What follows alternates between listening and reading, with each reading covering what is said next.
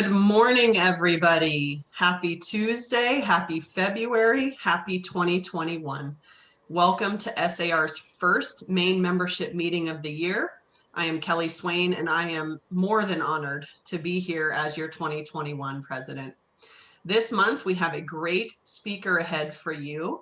But first, I'd like to invite Breeze Singh to lead us in the Pledge of Allegiance. Breeze is this year's YPN chair. He's an all-star, by the way, and he's one of our newest members on the board of directors. If those of you at home are able to join us today, please stand. Take it away, Breeze. I pledge allegiance to the flag of the United States of America and to the republic for which it stands, one nation, under God, indivisible, with liberty and justice for all. Thank you, Breeze. We appreciate you taking the lead on that. And welcome to the board of directors, by the way. Thank you. We will have a couple of announcements before we welcome our speaker today. First, let's start off with a video from our own Leadership Academy. Spencer. My name is Kyle Krogh. I am with the Carlson Real Estate Group. I also have the honor of being vice chairperson for the 2021 Leadership Academy. The Leadership Academy exposes the participants to a very wide variety of SAR's internal workings, the committees, forums, charitable events. We also learn about our external partners, CAR, Metrolist, some city and county governments. Are you looking to be inspired in your career? Building confidence, perhaps you can see yourself in a leadership role, you don't know how. The Leadership Academy is for you. You will engage with your peers and the association. It will elevate your professionalism and develop your leadership abilities. We hope you join us. Maurice? Thank you, Kyle. My name is Maurice Thomas, and I'm the 2021 Leadership Academy Chair. I'm also part of the Sacramento Association Board. The Leadership Academy starts March 8th, and it wraps up November 8th. This is a great way to get involved with leadership, get involved with SAR, understand how it works, as well as get involved with the different events. If you're interested, know anybody else that's talented, or know anybody that's a leader, please let us know. We're looking for realtors as well as affiliates. Get in contact with Carter Nelson at cnelson@sacrealtor.org. See you soon.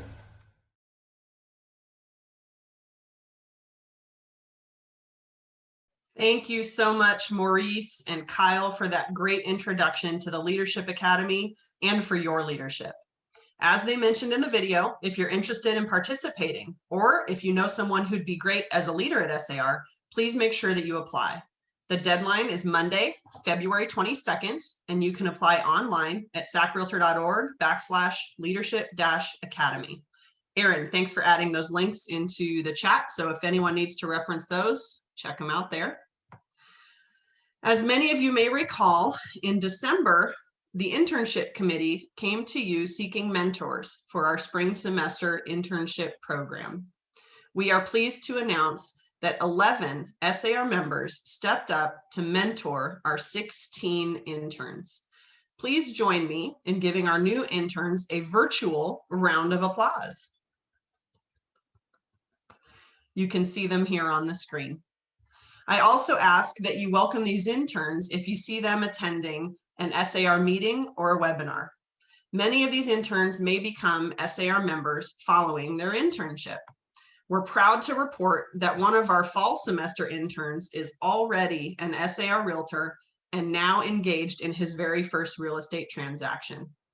Exposing students to what it takes to be a professional, ethical, and knowledgeable realtor is what we are all about. If you have any interest in serving as a mentor in the future, please contact Judy Shrivastava at judy@sacrealtor.org. SAR's Education Department invites you to register for How to Navigate Prospector Plus with Kristen Summer from Metrolist. This course is being held tomorrow, February 4th from 10 to 11 a.m.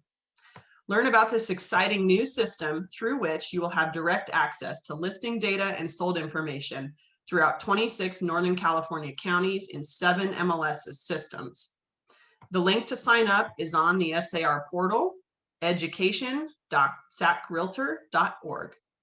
Also on the portal, you will see Keith Dunnigan's Foreclosures and Short Sales from a Legal Perspective, held on Wednesday, February the 10th, so next week, at 10 a.m. and it'll go till 12 p.m.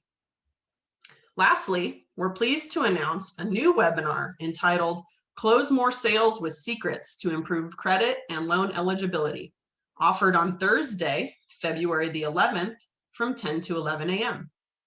This course is taught by our SAR affiliate, Rodney Rose, and Jeff Sipes of Blue Water Credit. It will give you helpful insights on how to improve credit and knowledge that could be most beneficial to your clients. For more details, visit education.sacrealtor.org or be sure to read Monday's education email. Now, let's welcome our very own, although he needs no introduction, Carlson from the SAR Retail Center. Carl? Thank you. I wanted to talk a little bit about some custom signs that I've done, and no open house, call me for a showing, or shown by appointment. We did this on our own, and we've had about almost 5 orders now. And we let the realtors know that there's really no open houses. So you can have an open house, but you have to have this sign here, call me for a showing. Spencer, next.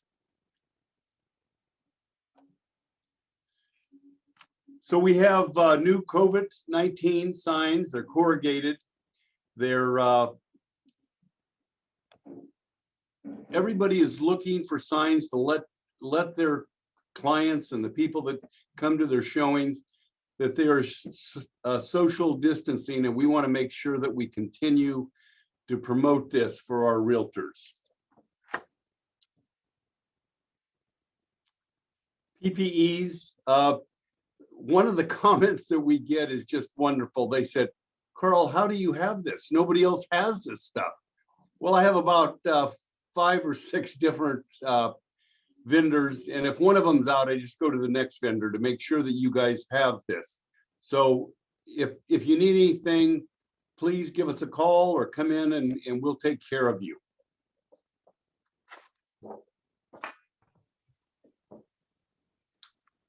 We have some of the best face masks out there. These here that I'm showing you are breathable, they're fashion forward, and so they're not a one-time use. You can launder them and reuse those.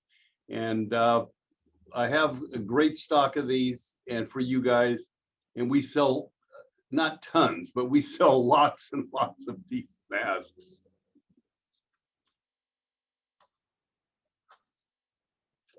So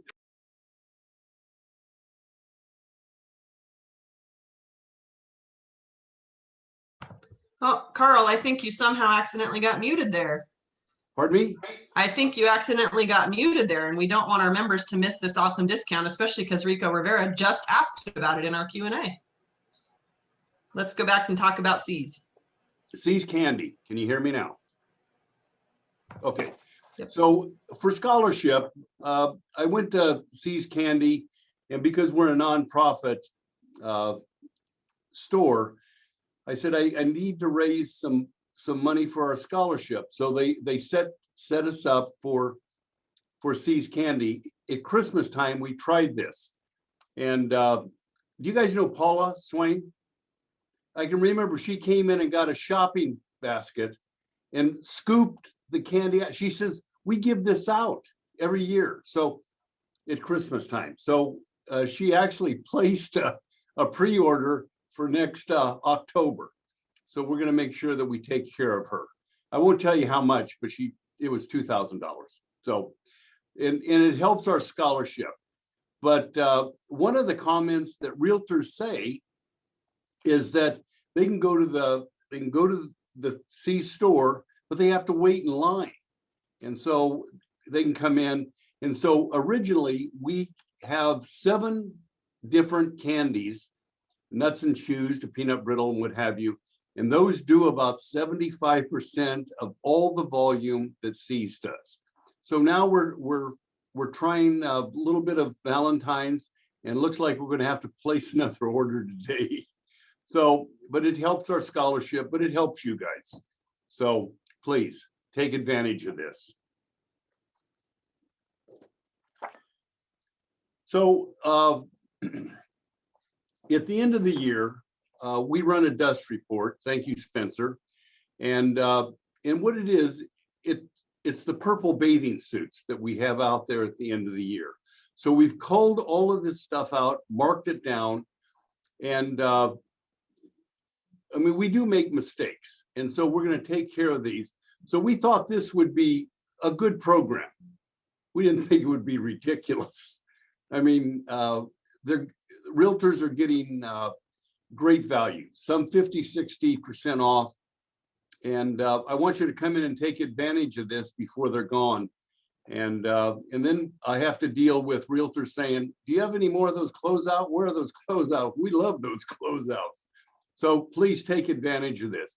So the store, we are not downsizing the store. We're just right-sizing for the future that's going to be coming up. And we're going to reinvest this stuff into probably COVID signs or something.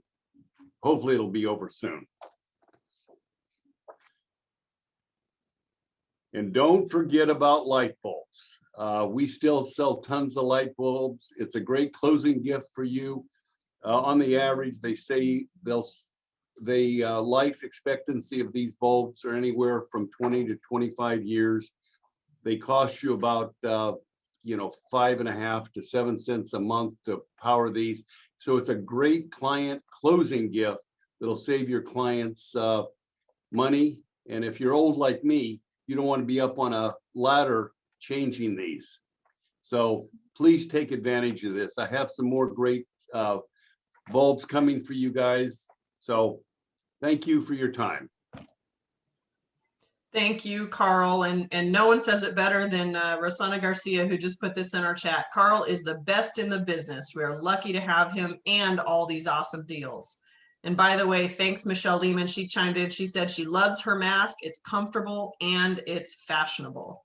So thank you all for your questions. And then just as a follow-up, Emma asked earlier if our affiliate members are able to participate in the Leadership Academy. If you didn't see Aaron's answer, the answer is absolutely yes. It's a wonderful program. It's a great way to learn about SAR, and our affiliate membership is more than welcome to participate. So make sure you check out that link that Aaron posted in the chat for all of you and submit an application. Moving on to a few other announcements before our special guests arrive.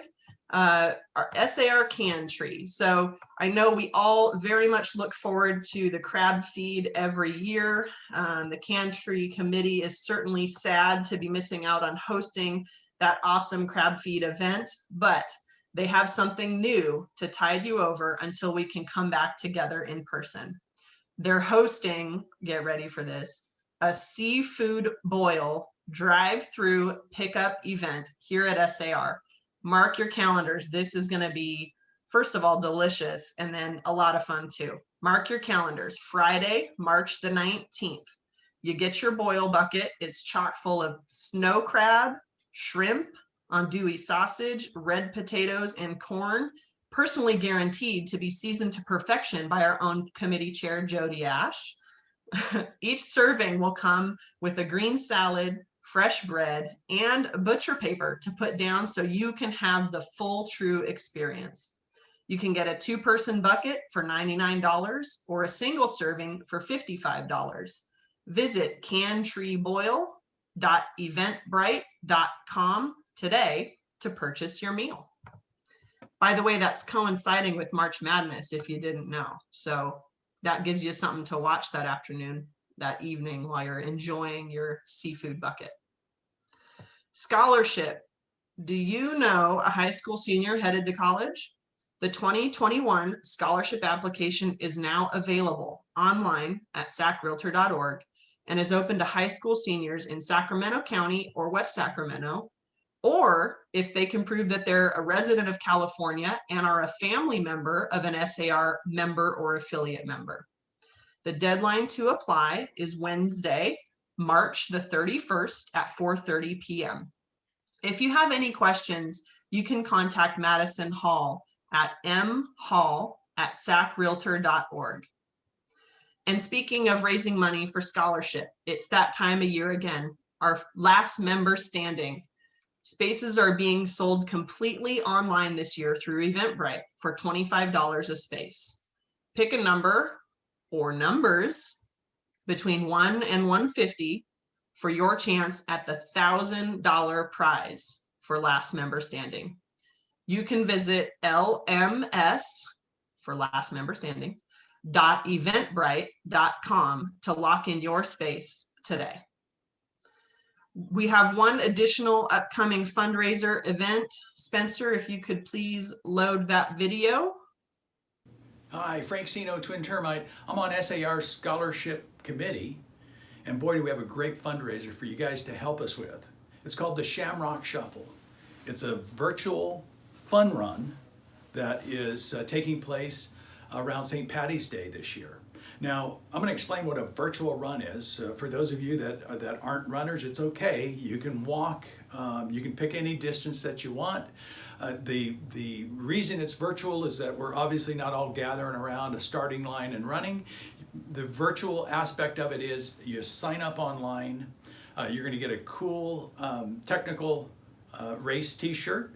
You're going to get a swag bag full of gifts that are going to be put in by all our sponsors and people that are involved with the virtual run. And also you're going to get entered into a chance to win some great prizes that are donated by our sponsors.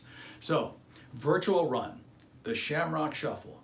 You sign up online, pick a distance. Now you can walk, you can run, doesn't matter. It's kind of on the honor system. I've got Kaylee coming on to explain how that's done. Hi everyone, it's Kaylee Sedler. I'm here wearing our tech tee for the Shamrock Shuffle. All right, so first of all, tickets.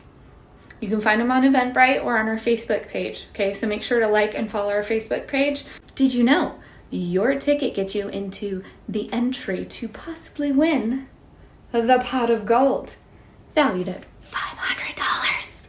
I love gold! Yes, you heard me. $500. When you buy the ticket, you get an entry into the pot of gold. Essentially, all that you need to do is go online, sign up for the race, pick a t-shirt size. The cost is $35. For that $35, again, you're going to get the shirt, you're going to get a swag bag full of stuff, and you're going to get entered into the contest for great prizes. Now, of course, all that money is going to be going out to deserving high school, college-bound seniors when we give away all that scholarship money come June. Again, it's the Shamrock Shuffle.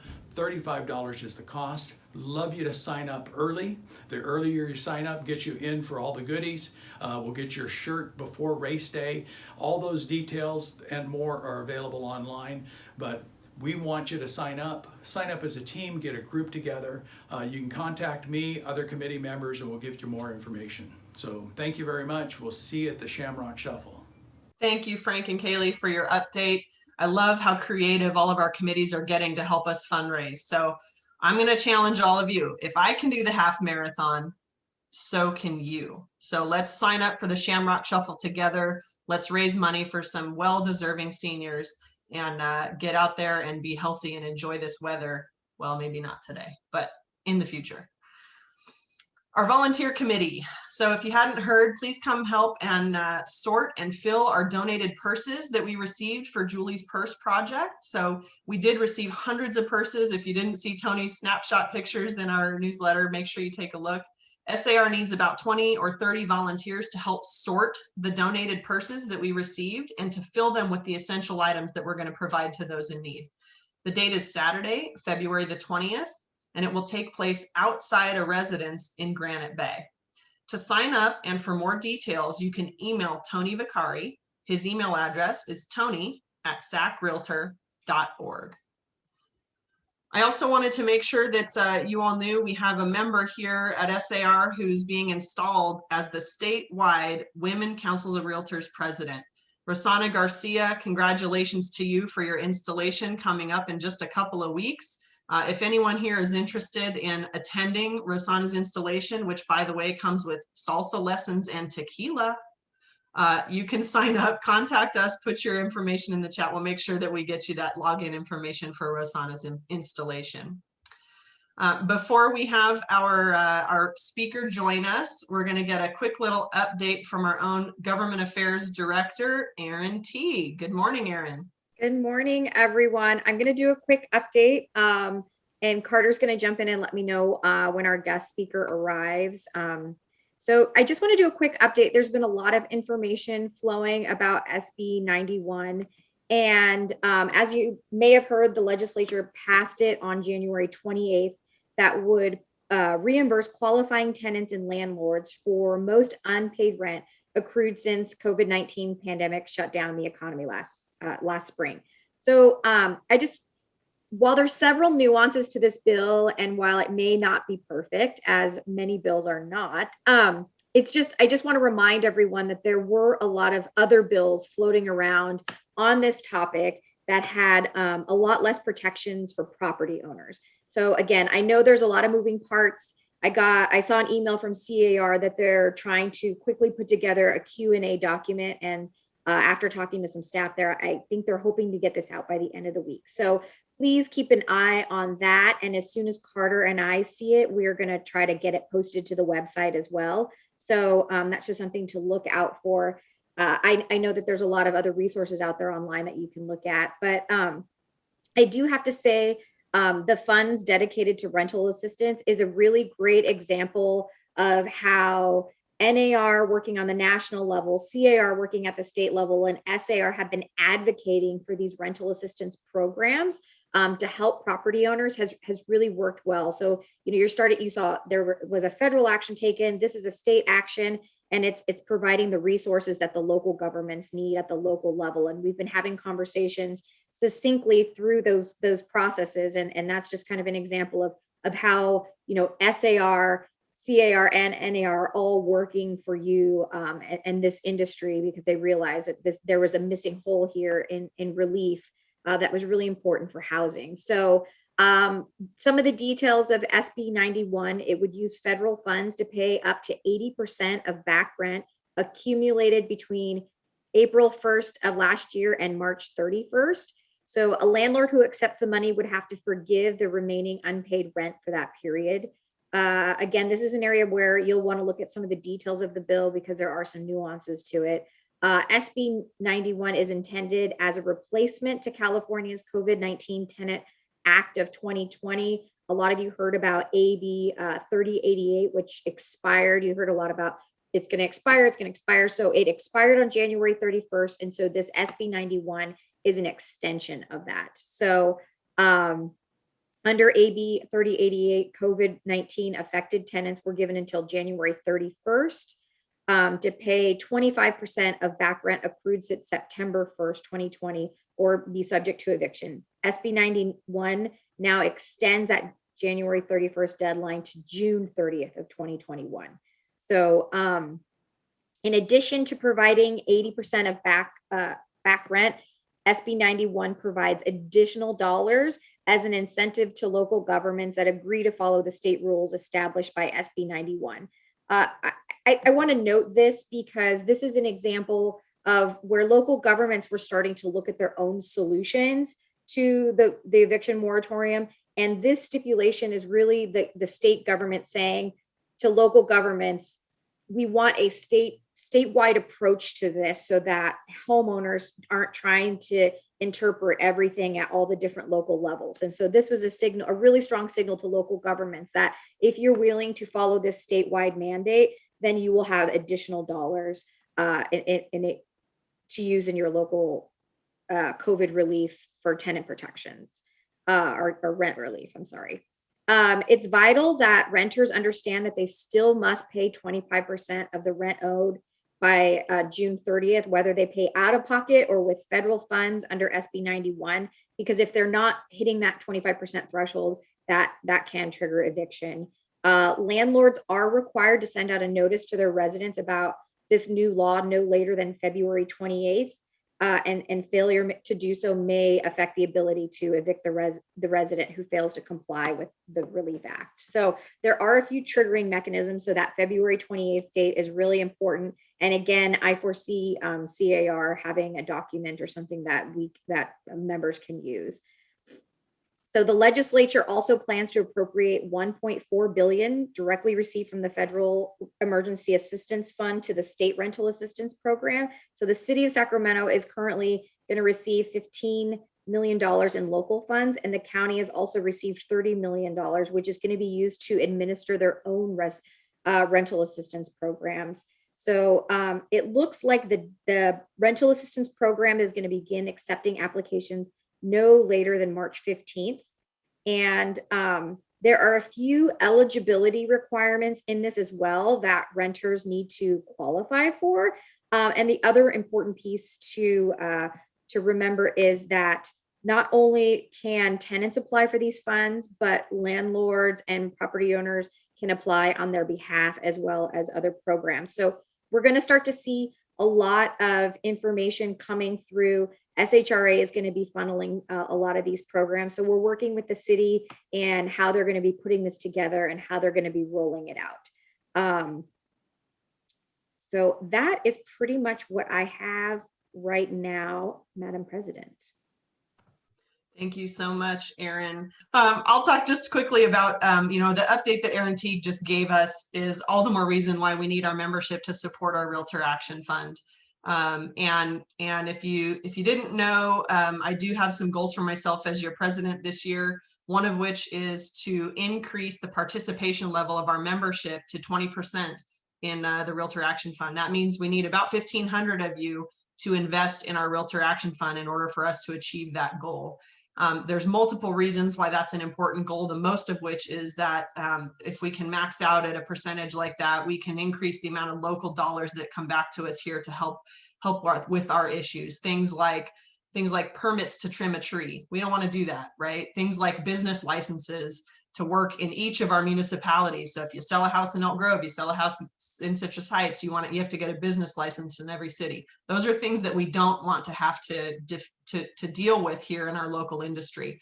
Realtor Action Fund dollars are the things that help us keep those things out of our business and those expenses, frankly, out of the pockets of our clients, right? So I need all of you to help me out. I need you to invest in the Realtor Action Fund if you have not yet already done so. The true cost of doing business, if we're all here to support each other, if everybody would invest $148 each year, we could support each other and have a successful campaign to make sure we have our issues heard and that we have elected officials who are business and realtor friendly. If you can't make it to that 148 level, that's okay. Anything $20 and above will count toward that 20% participation rate that we need here at SAR. So please make sure you go on. You can log in to your account at sacrealtor.org. There's a button on the left-hand side that says make a contribution. That'll take you right to where you can invest in the Realtor Action Fund. So make sure you make time to do that today. I really hope you can help me achieve my goal in 2021 of 20% participation in the Realtor Action Fund. I would certainly appreciate it, and I need all of your help to do so.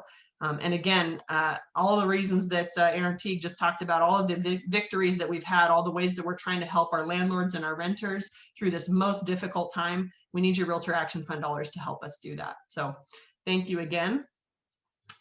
Government Affairs ladies, how are we looking on bringing our speaker in this morning? Good morning. Well, I see Ms. Burrows has joined us with Darrell Steinberg. So hopefully we can expect him soon. And there he is. He has an incredible sense of timing. Timed it perfectly. Good morning. Hi, Erin. Hi. Good morning, Mayor. Turn it back to you. Good morning, everybody. Thank you. I'll go ahead and introduce you if you don't mind, and then we can kick you off into all of your updates you have for us. Sure. Great. Well, as many of you out there know, that our speaker today needs no formal introduction. He has certainly been a good friend of the Realtors since his first election to the Sacramento City Council in 1992. He went on to serve in the State Assembly and the State Senate. As a legislator, he championed economic development, education reform, building sustainable communities, and major investments in healthcare and education. We were lucky. He came back to local politics in 2016 when he was elected mayor of the city of Sacramento. We certainly look forward to our conversation today with Mayor Darrell Steinberg this morning to get an update from him on the topics that are coming forward at City Council and how we can be a part of the housing solution, the much needed housing solution for our city. So if you in our audience, if you have any questions for our mayor this morning, please use that Q&A button at the bottom of your screen. That's how we'll be managing the questions. There are many of you, there's almost 150 of you on the meeting this morning, so we'll do our best to answer as many questions as we can. Certainly may not be able to get to everybody, but Mayor Steinberg, thank you so much for joining us this morning. Take it away. Thank you so much, Kelly. It's wonderful to be with you in the only way we know in 2020 and 2021, and that is sitting in our respective homes or dens and meeting virtually. And I wish it was otherwise, of course, as we all do. And I know it will be soon. This long chapter is not over yet, obviously, but with the vaccine and a national strategy, we can begin maybe to see the end of the road here and a real turn. I would be lying to you if I said it was an easy time to be mayor of Sacramento, to be in any kind of leadership position during the coronavirus, but I still feel blessed and lucky to be able to serve, and especially to be able to serve the city that I love so much.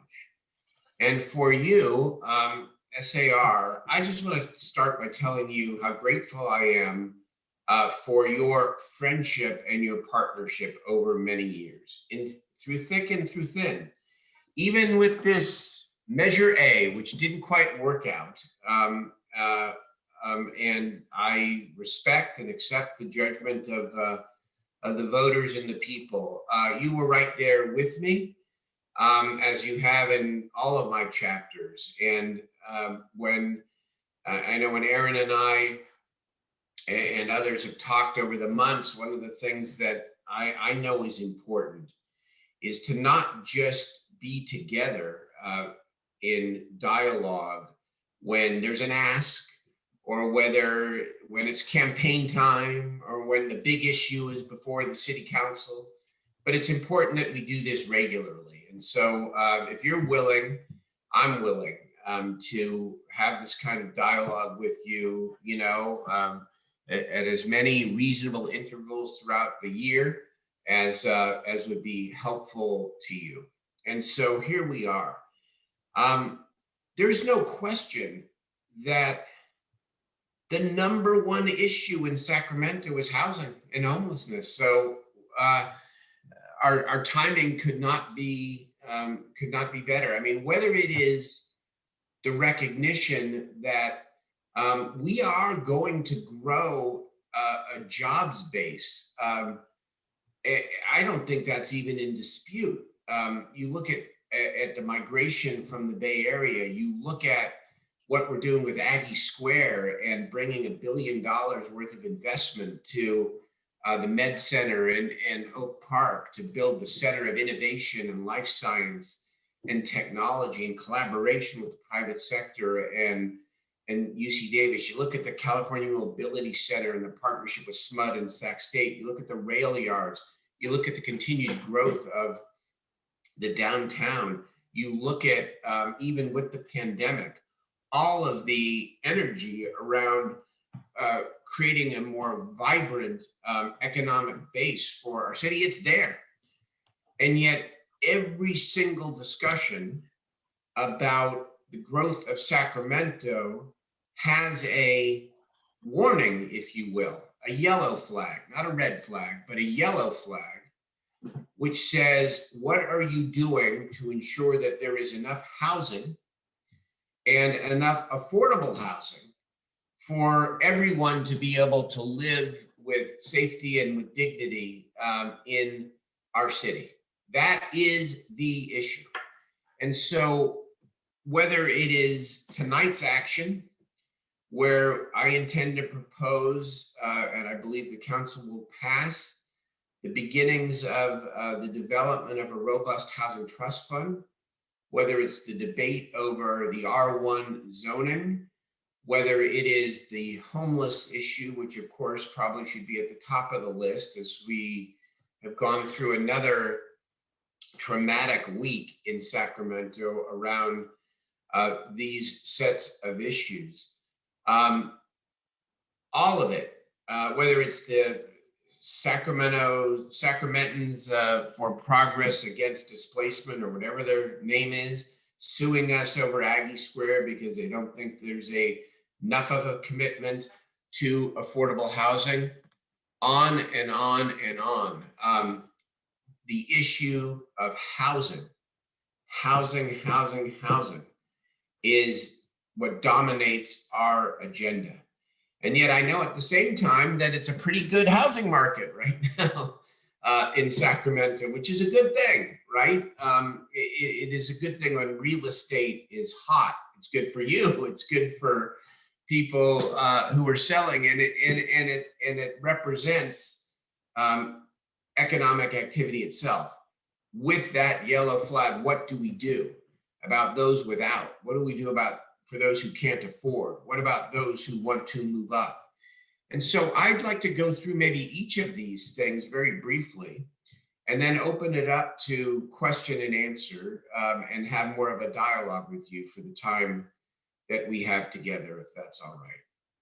First of all, when we passed Measure U back in 2018 with your support, I said that one of the key priorities coming out of that additional half-cent sales tax would be the development of an affordable housing trust fund, so that the city could have some what I call skin in the game, to be able to partner with the nonprofit, the for-profit sector, to be able to prime the pump, to be able to backstop the financing for tougher to finance projects. And we were about to go forward at the beginning of 2020, and then COVID hit, and we felt like we were at risk in terms of our budget, and it wasn't the right time to do so. Fast forward, end of 2020, it turns out that our budget folks were appropriately very conservative in estimating our revenue because of the unknown impact of COVID. But it also turns out that it wasn't quite as bad when it comes to sales tax, for example, as we thought. And so we have almost $50 million of one-time money, not ongoing money, but one-time money. And so it hit me, as much as I want to do a bond, which is our traditional way of financing and establishing public infrastructure funds. If there was another way to avoid immediately indebting the city $7.5 million a year for 30 years, why not consider that? And so what I'm proposing tonight is that the goal is 100 million, but I'm proposing tonight that we take $40 million of this nearly $50 million one-time surplus, and we establish the Affordable Housing Trust Fund with a one-time $40 million. It doesn't preclude the bond 6 months from now, a year from now, as we assess the demand and the need, but it gets us started without debt, pay as you go. That's number one. This issue of R1. Well, let me go to before I get to R1, I want to get to Aggie Square, because it is a perfect example of both the challenge and the opportunity. So Davis and its partner developer, Wexford and City, are in partnership. We estimate that investment will be about $1 billion investment to our community. And yet, before we've even had a chance to negotiate a community benefits agreement with the activist community and some of the neighbors, they sued us. Before we had a chance to negotiate an affordable housing trust fund, the magnitude of it, a local hiring guarantee, all the other protections that we're intending to negotiate, they sued us, which I thought was unfortunate. And we're no longer going to deal with them directly. We're going to deal with others who see themselves as partners. But it is, and so how do we both resolve the lawsuit, which, we either fight or resolve, and right now we're fighting it, but how do we develop a community benefits agreement that is meaningful to the community? Well, to me, we take some portion of that affordable housing trust fund that I just mentioned, add it to the 20% from the infrastructure financing district that we are going to adopt for the Aggie Square project. And we build up a trust fund for the Stockton Boulevard area. My goal is $50 million in total. And we use that to make sure that we provide the gap financing and the financing backstop for as much affordable housing off campus as is necessary to keep the community affordable and avoid gentrification. So the trust fund is not some, pie in the sky, let's have money sit there and, decide what we want to do with it later. There is real time applicability to putting $40 million aside now and being able to address both the lawsuit and the substantive challenge of making sure that as we redevelop the Med Center and Oak Park neighborhoods, that we're not pricing people out. Let me go to the R1 issue because it is an issue of great concern and controversy. So, and to me, and maybe I'm missing it, I don't see quite what the big deal is here. Because when you look at a number of our neighborhoods in Sacramento, including the neighborhoods that are considered more desirable, we already have a significant amount of quality multifamily housing, including duplexes, and nobody's known the difference. The issue is twofold. Number one, we need more supply. And while the goal is, for many people, including me, right, is to live in a single family home, growing families and all that, we need more options. It's why we've been aggressive on the ADU issue. It's why I believe that this, quote, big controversial policy is like common sense, because it's another tool to allow fourplexes to be built. The second thing is, if we are worth our salt on backing up our claim that we desire inclusivity and that we want people to be able to have the dream of living anywhere in the city, then we've got to back it up with providing more affordable options. Now, the fear that property values are going to go down, even though I think it's overstated, I take that concern seriously. And so how do we make sure that doesn't happen? Well, we demand design standards. We demand architectural scale. We have a real discussion about parking and parking requirements. We make sure that people cannot tell the difference between a single family home and a fourplex in terms of its character, architectural design, and otherwise within the community. And we're committed to doing that. We will do that. And ultimately, of course, the market will determine whether or not the building of a quality fourplex pencils out and is the way to go. And so I'm very proud of the policy. And even though I've gotten a lot of pushback, but that always happens when you try to do something that I think is forward thinking. Let me go to the issue of homelessness for a moment. And as you know, we had quite the week this past week where let's just say that there was significant ambiguity in terms of our policy. And of course, I'm accountable and I've got to own everything around not having warming centers open every night during the course of the winter. I will say on my own behalf that I have sounded this alarm and rung this bell for years about the lack of adequate shelter. And in fact, pushed hard at the beginning of the winter to get the county to change its temperature requirement from 3 nights of 32 degrees to 1 night of 32 degrees. And even that was not enough. And frankly, I've been so focused on bringing in the money and making sure that we've got viable both shelter and housing projects, and that we begin developing a master plan for siting so that we take one vote in June, and once the vote is taken, we don't argue what should be the appropriate site for shelter, for tiny home, for affordable housing, for permanent supportive housing, even for safe campgrounds and safe parking lots. That the winter issue, we went with the county's criteria of at least 32 degrees. And that was a mistake because you saw what happened.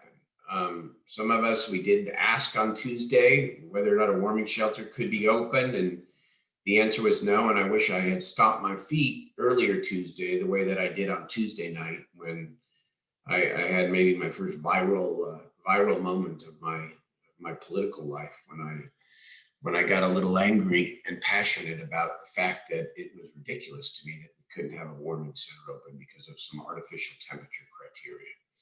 So now Wednesday, we met in emergency session and we divorced ourselves. Big D, divorce from the county's temperature criteria. We're not doing it. We're going to keep these centers open from now to the end of the winter in one form or another. And as far as I'm concerned, it doesn't go far enough. I think that we should have shelter for people year round, regardless of the weather. That the idea of a warming center is an anomaly in the first place. It should be open all the time. And I hearken back, so on homelessness in general, I can say that we've gotten thousands of people off the streets over the last 4 years, and we have. I also know it's worse. I can say that I have brought more money to the city and more attention and more urgency than anybody before, and that's true. But the problem is still worse. And fundamentally, I believe we have, not just in our city and not just with our county, but we have a fundamental systems failure in our society.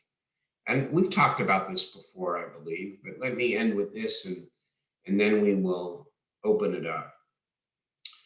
Fundamentally, there is no right to housing in our society.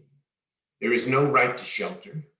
There is no legal obligation for any level of government to provide any kind of production around housing. Everything we do in this area is optional and voluntary. And I believe the results are what we ask for. We don't say to our local communities, it's your option whether to provide a free public education to all of our kids. We even have a mandatory renewable energy standard. That's how important climate is in the climate crisis. Comes to housing or even shelter, the bare minimum, there's no requirement. In July of 2019, I wrote a controversial op-ed piece in the LA Times calling for a legal right to shelter in California. And it was criticized for being both insufficient and too bold. Insufficient because we should focus on housing, people said, instead of shelter. Fair enough, but we can't build the housing fast enough. And my argument was you got to start somewhere. Secondly, they said too bold because it's too expensive to think that we could actually bring everyone inside. Too expensive compared to the impact on our businesses of this out of control problem, compared to the impact on our residents, compared to the suffering of thousands of people. And I know many don't want to come in. I know it, but many do. Many do. And why don't we start there? I saw 90 people in the warming center on Friday night, grateful to be out of the cold and undoubtedly willing to stay for longer if only we provided that to them. So maybe Tuesday night, horrible as it was, is an actual turning point, because I've never seen now our city team act with as much urgency on this. You see, at the city, one of the other issues, and I'll stop, is, in my view, this issue of homelessness has been seen as a bit of a distraction and not a core city issue. You know, when we have police related, when we have to set up a command center for our police department to address protests or other crises in law enforcement, we have a literal command center. And man, is it organized, and is it good, and is it impressive, and is it directed, and is it focused? We have no such command center for this compelling, horrific homeless problem. And it's an attitude, it's a mindset. And I'm hoping that after Tuesday, that mindset is going to be different in Sacramento. It must. And I will continue to do everything I can to express and to act on that sense of urgency and to suggest the right approaches. I need help, though. I do. I freely admit it. I need more help. I need help from my city. I need help from my county. I need others to express and to act on the same sense of urgency if we're going to make this problem better. So thank you for our time together, and I'd be happy to answer your questions. Thank you so much, Mayor. We appreciate your leadership in our city and in our region. And I hope you already know you can certainly always count on us as a partner when it comes to more housing. That's certainly what we're here for. I think we do have a couple of questions if you've got just another few minutes of your time. Yeah, wonderful. Carter, can you lead us through those questions, please? Yeah, thank you, Mr. Mayor, for being here, and thank you for your candidness on all those issues. I know it's a lot, and it's not an easy job. So we did have a question about warming centers and the timeline. You kind of touched on that about more warming centers being open right now. It sounded like that's already moving forward. We're working with the city school district to identify a school, for example. We are working with the Hotel and Motel Association to see if we can master lease bulk numbers of hotel and motel rooms so that we can voucher more people. So we're looking at everything that we can do. I just am not going to allow, at least with my voice, remember, I'm not strong mayor, even though I am strong mayor, but I'm not strong mayor. I'm not going to sit by and allow the switch to go on and off here. Done with it. They're ridiculous. You know, Tuesday night it was 42 degrees, did not meet the threshold. It was 32 degree wind chill. Didn't meet the threshold. Give me a break. I'm not doing the switch on and off anymore. So as far as I'm concerned, we're going to have something open for as many people as possible, at least through the end of the winter. Great, thank you. What is the timeline for the final version of the general plan update? And are there any other big changes that you see coming or anticipating that are going to affect housing in any way? By the way, I want to introduce Julia Burrows, who's on the Zoom call here, who's my senior policy advisor for housing and homelessness, and you should get to know her. She's great. Hi, everybody. Thanks, Mayor. Okay. I don't know that there are any other great surprises. There is a controversy about the, I forget what it's called, the triangle, is that what it's called out in the north area?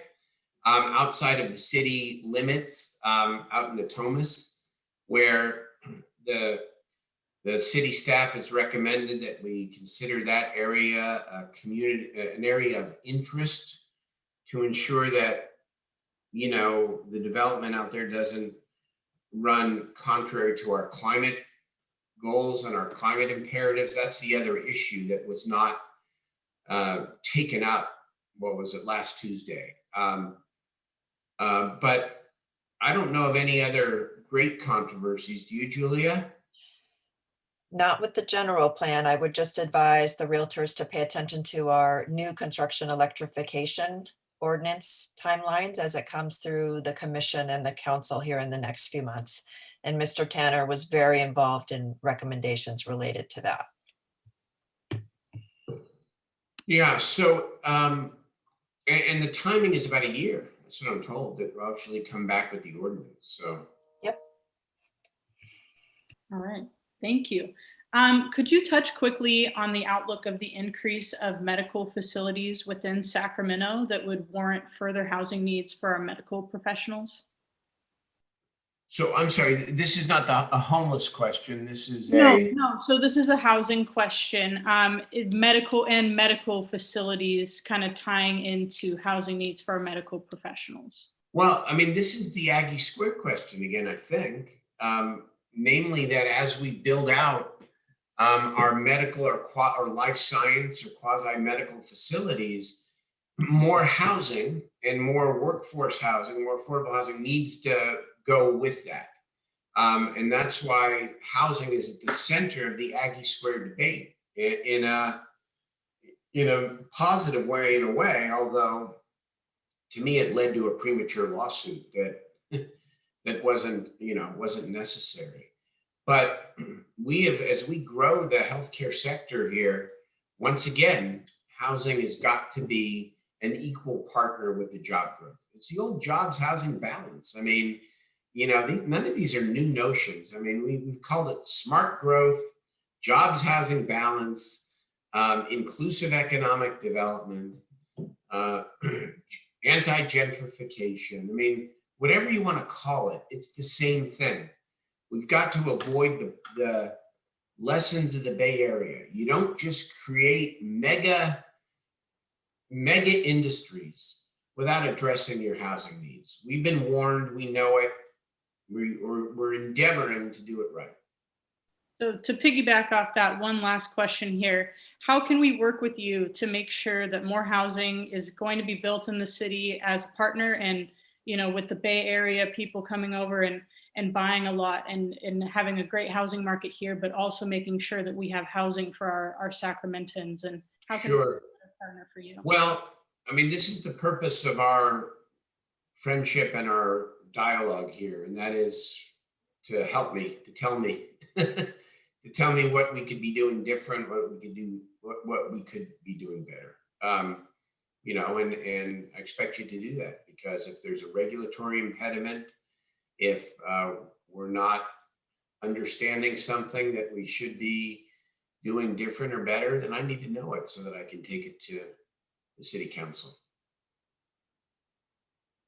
Absolutely. Thank you. Thank you, Carter. Thank you so much, Mayor Steinberg, for your time this morning. We know you are a very, very busy man, and we certainly appreciate your partnership with the Sacramento Association of Realtors and that you joined us this morning. Appreciate you too. Thank you so much. Thank you. Bye-bye. And for all of our attendees who are still out there with us, thanks to you for making the time to join in this morning. Hopefully you found this information valuable to you. We certainly work hard to make sure you're getting the information that you need to be out there practicing your business and taking care of our Sacramento clients. Our next main meeting is scheduled for Tuesday, March the 2nd at 9 a.m., where you will hear all about the new addition to NAR's Code of Ethics, Standard of Practice 10-5. As always, we'll keep you updated both on Facebook and our website, so make sure you're keeping an eye on them. Again, thank you so much for joining us this morning. Get out there and shine your light.